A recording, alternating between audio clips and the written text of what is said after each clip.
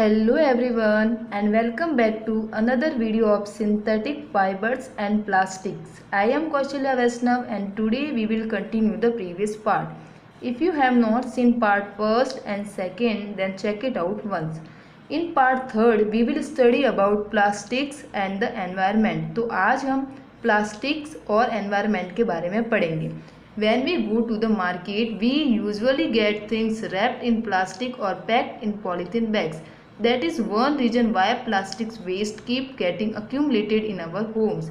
जब हम मार्केट जाते हैं तो वहाँ से जो सामान लाते हैं वो प्लास्टिक में रैप हुआ होता है या फिर पॉलीथीन बैग्स में पैक्ड हुआ होता है और यही रीजन है जिसकी वजह से हमारे घरों में प्लास्टिक्स जमा होता है. And ultimately plastic find its way to the garbage. इसके बाद हमारे घरों से प्लास्टिक चला जाता है गार्बेज में, यानी हम प्लास्टिक को कचरे में डाल देते हैं. Disposal of plastic is a major problem. Y?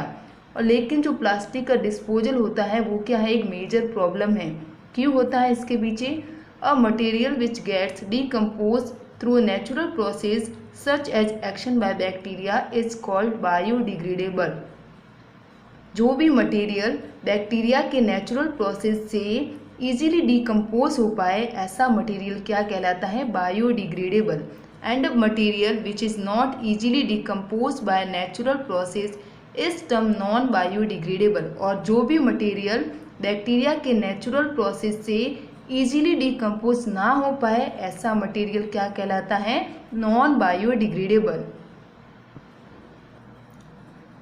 Look at this table. Here we have type of waste, time taken to degenerate and nature of material. Peels of vegetable and fruits, left over food stuff. First क्या है, vegetable और fruits के peels या भी जो भी food stuff बचता है वो, तो इनको decompose होने में कितना टाइम लगता है, 1 to 2 weeks. एंड पेपर को कितना टाइम लगता है, 10 to 30 days. कॉटन क्लोथ्स को कितना टाइम लगता है, 2 to 5 months. एंड वुड को कितना टाइम लगता है, 10 to 15 years. वुलन क्लोथ्स को कितना टाइम लगेगा, अबाउट ए ईयर. ये सारे के सारे जो भी वेस्ट है वो सारे कैसे हैं, इनका नेचर कैसा है, बायोडिग्रेडेबल.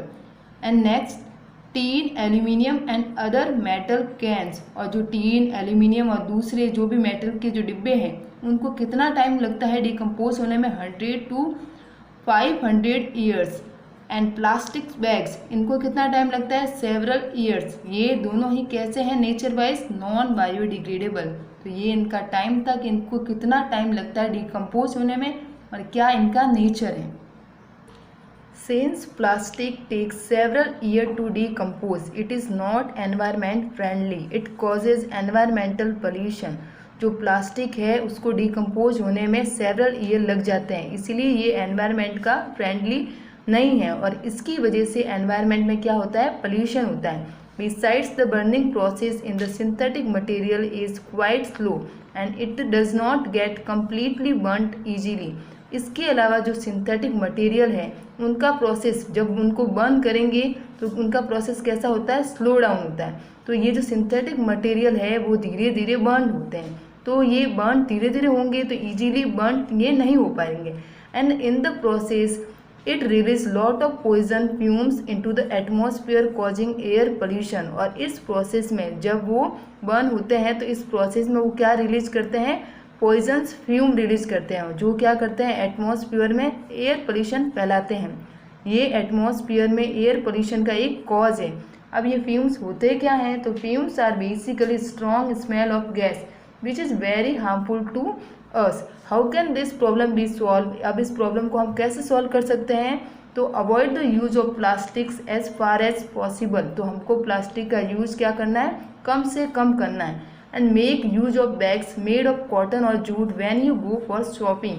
और जब भी आप शॉपिंग के लिए जाए तो कौन से बैग का यूज़ करें, प्लास्टिक की जगह पर कॉटन या जूट के बैग का यूज़ करें. And the biodegradable and non biodegradable waste should be collected separately and dispose of separately. और आपको अपने घरों में क्या करना है, जो भी वेस्ट मटेरियल हैं उनमें बायोडिग्रेडेबल और नॉन बायोडिग्रेडेबल उनको अलग अलग टाइप वाइज अलग अलग कलेक्ट करना है. इसके बाद उनको अलग अलग वे में डिस्पोज करना है. and practice this is in your homes. Can you suggest some other ways in which you can contribute toward reducing the use of plastic material? अब ये सब आपको प्रैक्टिस अपने घर पे करनी है।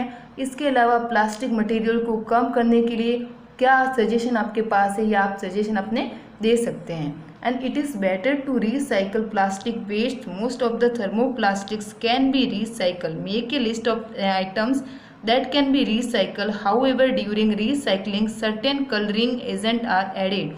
This limits its uses, especially for storage of food.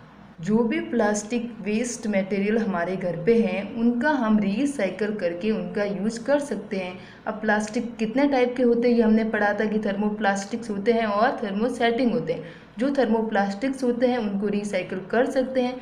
कैसे करेंगे रीसाइकलिंग? तो उनमें कलरिंग एजेंट को ऐड करके उनको रीसाइकल कर सकते हैं। लेकिन इससे क्या होगा, जो फूड का स्टोरेज होता है उनका यूजेज लिमिटेड में हो जाएगा। As a responsible citizen remember the 5R principal.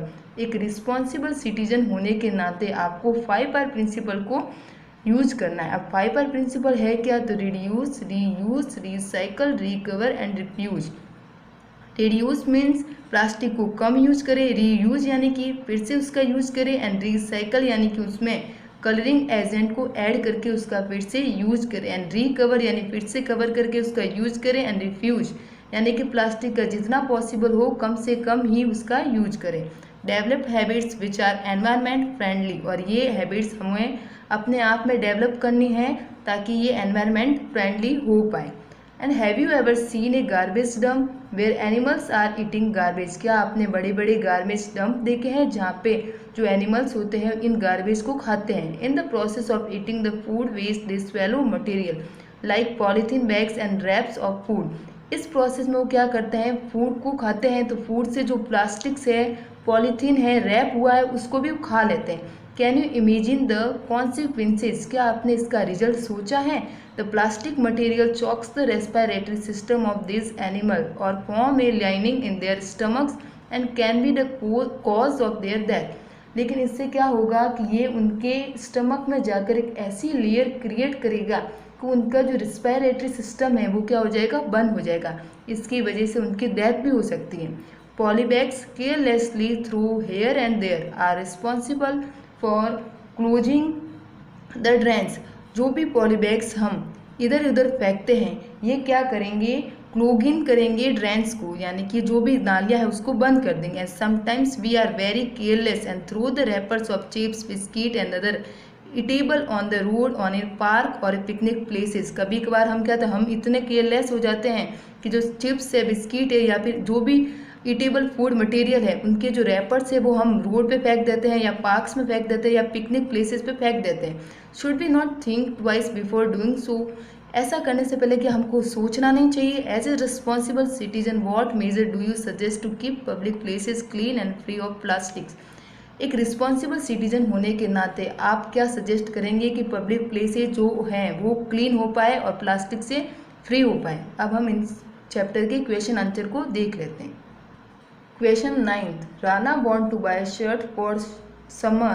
Should he buy a cotton shirt or shirt made from synthetic material? Advise Rana giving your reason. Rana अब एक शर्ट खरीदना चाहता है तो वो कॉटन का शर्ट खरीदे या सिंथेटिक फाइबर का खरीदे?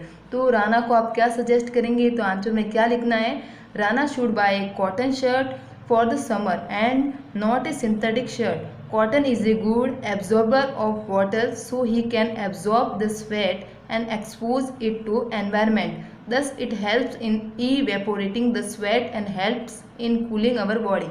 तो हम राना को क्या सजेस्ट करें कि वो समर के लिए जो भी शर्ट खरीदे वो किसका हो, कॉटन का बना हो। क्यों?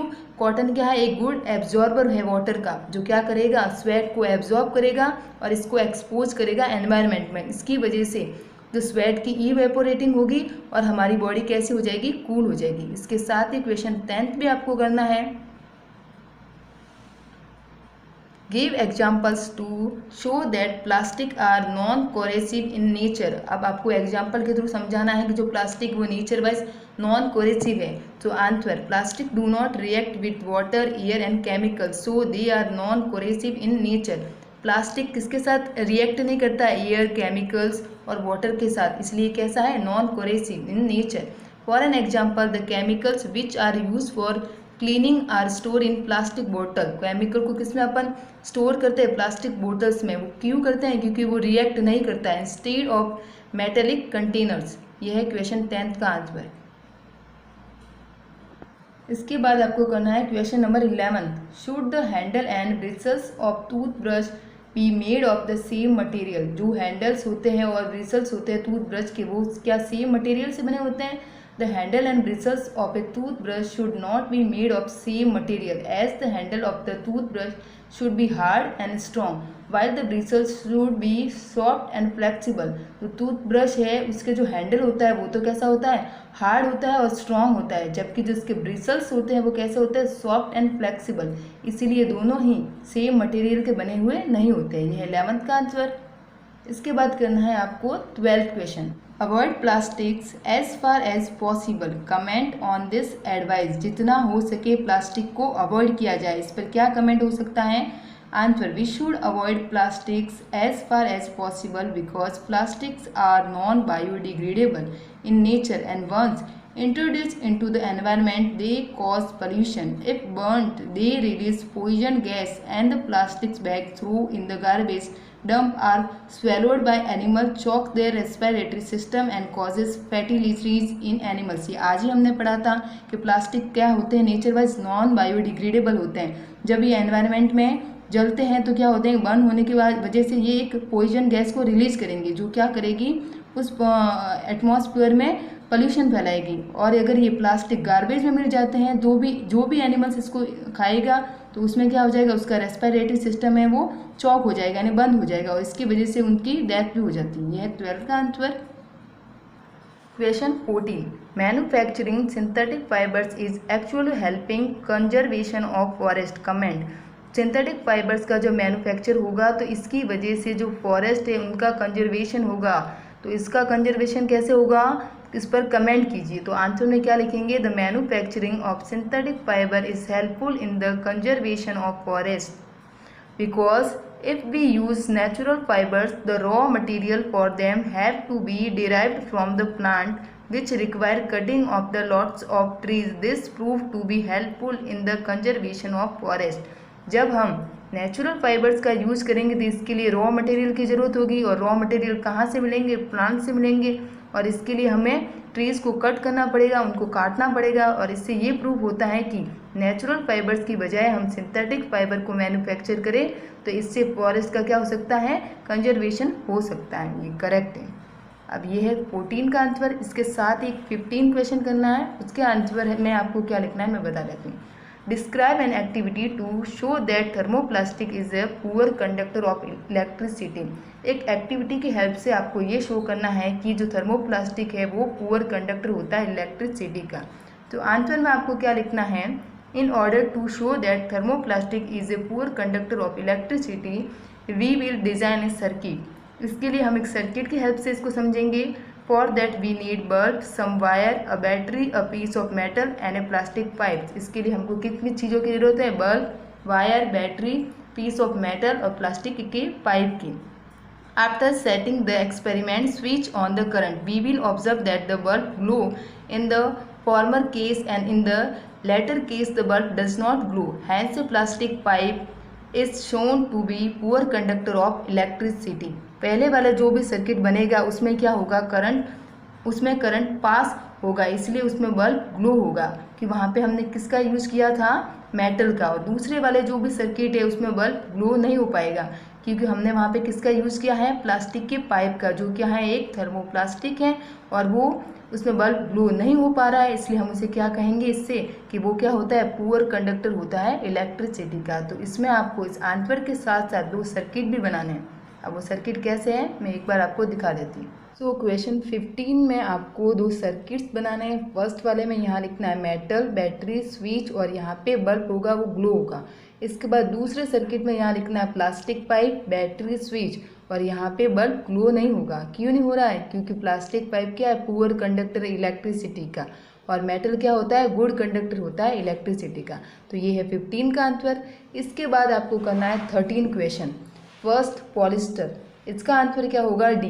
Fabric do not wrinkle easily. Second Teflon, इसका आंसर होगा C. Use to make non stick cookwares. Third rayon, इसका आंसर होगा A. Prepare by using wood pulp. And fourth nylon, इसका आंसर होगा B. Use for making parachutes and stockings. तो first का D, second का सी, third का ए, fourth का B. तो आपको आज होमवर्क क्वेश्चन में क्या करना है, 9th, 10th, 11th, 12th, 13, 14, 15 ये सारे ही क्वेश्चन आज आपको होमवर्क में करने हैं। So this chapter ends today and we will start the new chapter in the next video. Thank you.